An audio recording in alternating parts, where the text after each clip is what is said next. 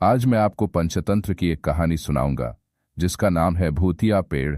किसी जंगल में सभी जानवर एक साथ मिलजुल कर रहते थे। इस जंगल में एक बहुत बड़ा और पुराना पेड़ भी था। सभी जानवर उस पेड़ के पास जाने से डरते थे क्योंकि उन सब का मानना था कि इस पेड़ पर भूत रहता है। एक दिन जंगल में भालू आया और रहने के लिए जगह ढूंढने लगा। वह सोच रहा था कि रहने के लिए वह जगह कहाँ बनाए। तभी उसे वह भूतिया पेड़ दिखता है जिसे देखकर वह थोड़ा डरता है, लेकिन उसे वहां शांति बहुत दिखती है। जैसे ही भालू अपनी गुफा बनाने के लिए उस पेड़ की और चलता ही है कि तभी वहां बंदर और हाथी आ जाते हैं।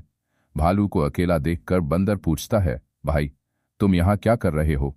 तब भालू बताता है कि वह रहने के लिए गुफा बना रहा है। तभी हाथी बोलता है, भाई तुम यहाँ गुफा नहीं बना सकते, यह जगह सुरक्षित नहीं है। तब भालू पूछता है, तुम कहना क्या चाहते हो? तभी बंदर बोलता है, हाथी सही कह रहा है, तुम चाहो तो मेरे घर के नीचे अपनी गुफा बना लो, वहां तुम्हें कोई दिक्कत नहीं होगी। तभी भालू बोलता है, अगर यह बात सही है तो मैं मेरी गुफा बंदर भाई के घर के नीचे ही बनाऊंगा। अब तीनों वहां से चल पड़ते हैं। अब भालू अपनी गुफा वही बनता है जहां पर बंदर का घर होता है। अब भालू वहां आराम से रहने लगता है। अब एक दिन भालू जंगल में घूमने के लिए निकलता है।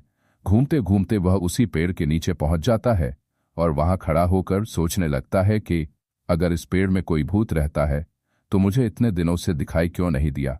अब भालू को लगता है कि यहाँ जरूर कोई गड़बड़ है।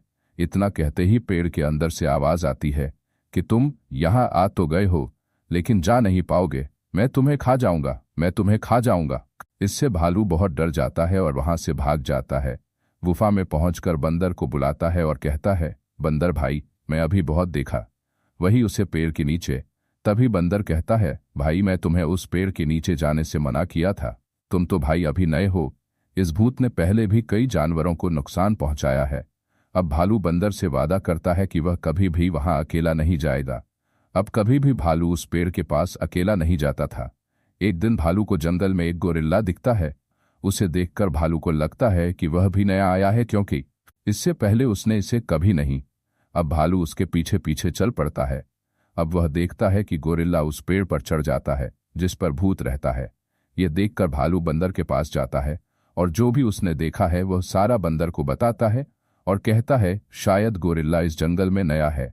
तभी बंदर बताता है कि गोरिल्ला को उसके गलत कामों की वजह से जंगल से निकाल दिया गया था। तभी भालू पूछता है, तो फिर वह इस जंगल में क्या कर रहा है और वह भूत वाले पेड़ पर क्यों चढ़ गया? क्या वह नहीं जानता कि उस पेड़ पर भूत रहता है? तभी बंदर कुछ सोच में पड़ जाता है और वह समझ जाता है कि कोई तो बात है और कोई उस पेड़ के पास गहरा राज छिपा है। अब बंदर रात को उसे भूत वाले पेड़ के पास दूसरे पेड़ पर चढ़कर जोर से चिल्लाता है, अरे वह बहुत दिनों बाद कोई गोरिल्ले की खुशबू आ रही है और आज तो मैं पेट भर कर खाऊंगा और यह गोरिल्ला मुझे देख भी नहीं सकता क्योंकि मैं तो भूत हूं। यह सब सुनकर गोरिल्ला बहुत डर जाता है। वह सभी जंगल के जानवरों को इकट्ठा करता है और पूरी बात बताता है। बंदर अभी भी इस तरह चिल्ला रहा होता है, आज तो मैं गोरिल्ला का मांस खाकर ही पेट भरूंगा। तब शेर कहता है कि भूत तो इस पेड़ पर रहता था, आवाज उस पेड़ से कैसे आ रही है? तब गोरिल्ला बताता है कि महाराज यहाँ कोई भूत नहीं था, इस पेड़ पर मैं आप सभी से छिप रहता था क्योंकि आपने मुझे जंगल से निकाल दिया था। सभी जानवरों को मैंने ही भूत बनकर डराया था, लेकिन अभी यहाँ पर सच में भूत आ गया है। ये सब सुनते ही बंदर नीचे आता है और सबको बताता है कि यहाँ कोई भूत नहीं रहता, यह गोरिल्ला था जो सबको डरा रहा था। इसीलिए मैं दूसरे पेड़ पर चढ़कर इसे भी डरा दिया जैसे इसने हम सबको डराया था। फिर गोरिल्ला को इस जंगल से दोबारा बाहर निकाल दिया था। इसके बाद सभी जानवरों को इस भूतिया पेड़ से छुटकारा मिल जाता है। अब वह सब बिना डरे उसी से जंगल में रहने लगते हैं। तो बच्चों, इस कहानी से हमें यह शिक्षा मिलती है कि हमें डर का सामना बहादुरी से करना चाहिए।